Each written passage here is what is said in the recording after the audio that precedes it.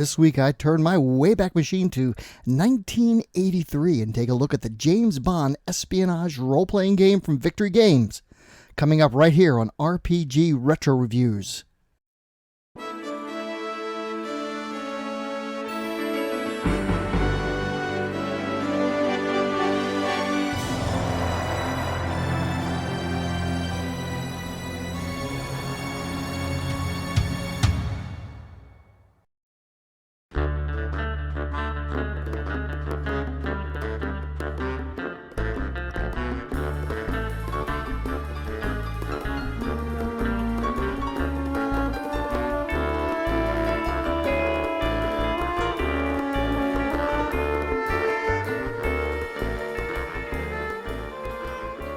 Hello everyone, welcome to my channel RPG Retro Reviews. I'm Captain Courageous and I review old school modules and games and try to give them a fun and informative analysis. Sorry about missing the last few weeks of video out, but I had a bout of bronchitis and it obliterated my voice, and I'm still recovering. But I'm back with a huge backlog of videos to do, as you can see here. Some outstanding creators have sent me quite a few things, and I've made some drive-through RPG purchases with that sweet, sweet affiliate money. I've got another OSR game review, Chromatic Dragons. The Troll Lords were very generous and sent me a copy of The Lost City of Gaxmore, a campaign-level adventure for both Castles and Crusades RPG and 5th edition Dungeons & Dragons. Night Shift, a horror adventure RPG where you fight the evil vampires and other creatures of the night. Ghoul Island Adventure for Call of Cthulhu. The reprints of the classic Star Frontiers RPG from TSR. Palace of the Dragon Princess from Dark Wizard Games, and The Rats in the Walls, an entry-level adventure for the Hyperborea RPG. So as you can see, there is a lot of great stuff coming up on the channel, but for now, let's go ahead and get started with this review of the 007 James Bond RPG from Victory Games. James Bond, Secret Agent 007, working for the MI6 branch of the British Secret Service, a license to kill. He's an elite spy traveling to exotic locations, battling against evil masterminds bent on world domination. They're henchmen and lovely femme fatales who are frequently as deadly as the masterminds themselves. Certainly the basis for an action-packed role-playing game. By 1983, there had been 13 James Bond films from Eon Productions, and the character was a well-established cultural icon. Created in 1953 by writer Ian Fleming, who featured him in 12 novella-length adventures and 2 short stories. The character is immortalized in movies, novels, and even comic books, so naturally an RPG based on the character, where players could indulge in the exciting adventures of the titular secret agent, was a no-brainer. Victory Games was a subsidiary of Avalon Hill, formed by the design staff of the SPI gaming company that had been acquired by TSR in 1982, and the James Bond 007 game was designed by Jerry Klug. To that point, Klug was known for writing adventures for SPI's tabletop RPG Dragon Quest. Klug was already working on a James Bond-esque espionage RPG that he intended to name License to Kill. However, Victory Games decided to spring for the full licenses and acquired 2, one for the literary rights from Guild Rose Publications and one from the Danjak Aeon Productions, opening up a wide breadth of creative material to draw from, both from the novels and the movies. The game was an immediate success and sold nearly 100,000 copies. Unfortunately, this success was short-lived, and for reasons that are still disputed to this day between the parties involved, Victory Games and Danjak Productions both have said they would have been willing to continue the licensing agreement. Either way, it's a real shame, as the game is quite good both thematically and mechanically, which I'm going to go over in some detail in just a moment. There were quite a few adventures produced for the game, many based on the various James Bond films, though they were not direct replays of the films, and Victory Games did a great job of changing the details in clever ways so that players familiar with the plots of the movies couldn't count on that knowledge to succeed in the adventure. In fact, in many cases, attempting to follow Bond's footsteps in the plot would turn out to be detrimental. There were also several great supplements released for the game. The Game Master Pack that was released included a GM screen, more player character record sheets, and cardboard stand-ups that could be used during play, though the nature of the game doesn't necessarily require the need for miniatures, and very much favors a theater of the mind style of play, though markers to denote positions of characters and vehicles during chases is very useful. The game is definitely the kind that works well with physical props, case folders, and profiles for the various villains that are to be encountered are very desirable, especially if they are labeled, and most and all of the Victory Games designed adventures come with For Your Eyes folders filled with handouts and props for the players. The Q Manual is a recommended supplement as well, which contains the game statistics for a large variety of Bond-style gadgets, vehicles, and weapons. Another suggested supplement is the Villains and Thrilling Location supplements, though as expected, these are kind of dated with 1980s cars, planes, and gadgets. Character creation is a point-buy affair, with character generation points allotted based on the starting rank of Rookie, Agent, and finally 00, as seen in this chart here. Characters have 5 ability score characteristics: Strength, Dexterity, Willpower, Perception, and Intelligence. Characteristics can range between 6 and 15. Players allocate generation points to increase their characteristics based on this chart here. The player also allocates points for appearance as well as height and weight, and those in turn cost generation points and give the player fame points, which I'll talk about in a moment. Skills are based off characteristics, so to determine the primary chance of a skill check, the player adds the appropriate characteristics plus the number of ranks purchased for the skill. It costs 100 points to gain a skill and then 20 points for each rank. The game system uses percentile dice, and the clever mechanics allow for quick resolution of most tasks using a ranking system that goes beyond just the simple fail-succeed idiom to quality rankings of the results, which in turn allows the game master to adjudicate not just the success of the task, but also how much time it took or how much damage was sustained from an attack. What I really love about this system is that it manages to keep bonuses and penalties in a percentile-based system mostly in the 1 to 3 range rather than typical double-digit modifiers you'll find in other systems that use percentiles. It accomplishes this through its difficulty modifier system called the ease factor. Essentially, you multiply the ease factor by the primary chance of the task in question, and every character sheet has the multiplication table printed on it, so you don't have to actually do the math. As you can see on this chart here, it's a simple matter of cross-referencing the ability score of the character if using a skill the primary chance with the ease factor of the task. The base ease factor of any given task is 5. The lower the ease factor, the harder the task. For example, using a weapon unskilled incurs a -3 penalty to the ease factor of the attack.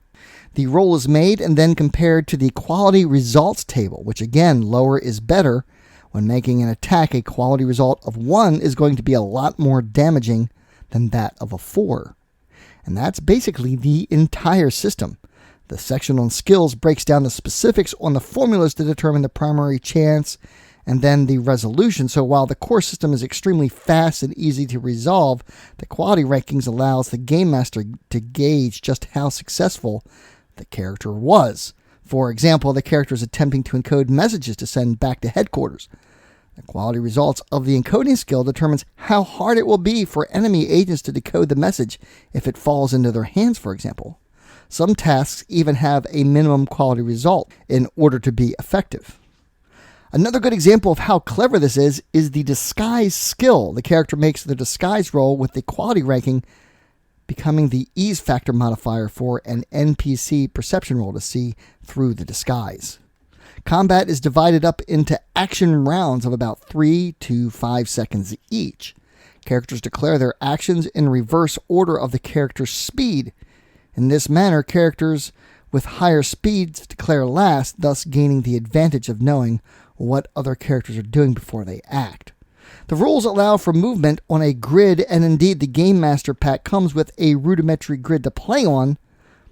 though it's made of lightweight paper. Of course, this was 1983, before combat grids in RPGs was quite common, so playing in current times, more elaborate grids could be provided for gameplay. The most common means of damage in a James Bond RPG is, of course, firearms. All weapons, both hand-to-hand and firearms, are given a damage class. This is cross-referenced with the quality ranking of the attack roll, and the character is given a wound. Wound levels are stun, light wound, medium wound, heavy wound, and killed. If the character already has a wound, there's a chart to determine the character's new wound level. Hand-to-hand combat is handled the same way, though of course the damage is not as severe. And there are a few caveats and tactical options based on the character's strength attribute. Of course, all is not lost if a devastating wound is incurred, as agents have hero points. Using hero points, a character can potentially run unscathed through a hail of gunfire, as each expenditure of a hero point reduces the character's wound level by 1. Typically, characters will begin a scenario with 10 to 15 hero points. Hero points can also be used as a kind of luck, allowing the character to perhaps meet a helpful NPC at an opportune time, find a useful piece of equipment, and so on. The Game Master determines the cost in hero points based on what it is the character wants to happen. As secret agents go about their duties, they gain fame points. Fame points are used to determine how recognizable they are to other enemy agents and just how much information the organization might have on them. Fame points are determined at character creation and increase with each adventure, though careful use of experience points can reduce fame points. Experience points can also be used to improve skills, gain new skills, or even raise a character's attributes. The game also provides rules on seduction and NPC reactions to such attempts, though of course the actual encounters are of the fade to black sort, but certainly it is a way to emulate the feel of the James Bond movies and extract useful information from attractive NPCs. The chapter also details the game mechanics of interrogation and torture. MI6 agents interrogate, while the evil organizations the agents are battling against torture, of course. There are rules for playing games of chance, such as when visiting a casino at exotic locales, just like in the movie Casino Royale. And of course, games of chance can become part of a major plot point in a James Bond adventure. There is a chapter detailing several exotic locations, including Las Vegas, Monte Carlo, the Bahamas, and so forth.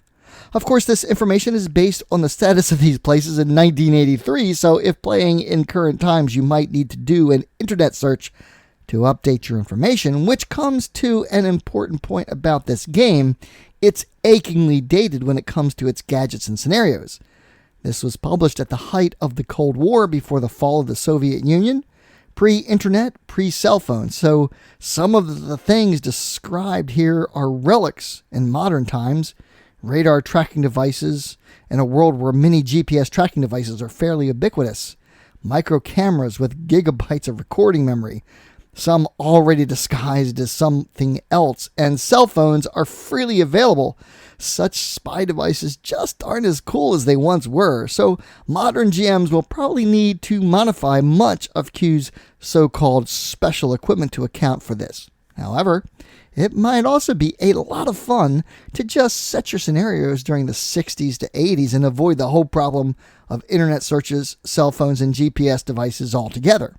The rulebook also provides detailed information on the criminal organization Terrat, technological ascension, revenge, and organized terrorism. This was a stand-in for the criminal organization Spectre, which stood for Special Executive for Counterintelligence, Terrorism, Revenge, and Extortion, from the films and novels, since the copyright issues with the writer Kevin McClory had yet to be resolved at this time. Rather than led by Ernest Stavro Blofeld, Terrat is led by criminal mastermind Karl Frank Scorpios and is divided into several subsections. Each section is represented by a major arcana card from a standard Terrat deck. The terrorism section, the Tower, is led by Akmal al-Korba. The blackmail section card, the Hanged Man, led by Giovanni di Fortelli. The assassination section, card Death, led by Marcel Dupré. The Kidnapping section, card Judgment, led by Boris Deminovich. Robbery, card The Wheel of Fortune, led by Lady Victoria Lynn Richmond.